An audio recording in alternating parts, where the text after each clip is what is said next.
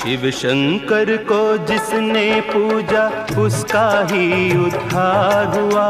शिव शंकर को जिसने पूजा उसका ही उद्धार हुआ।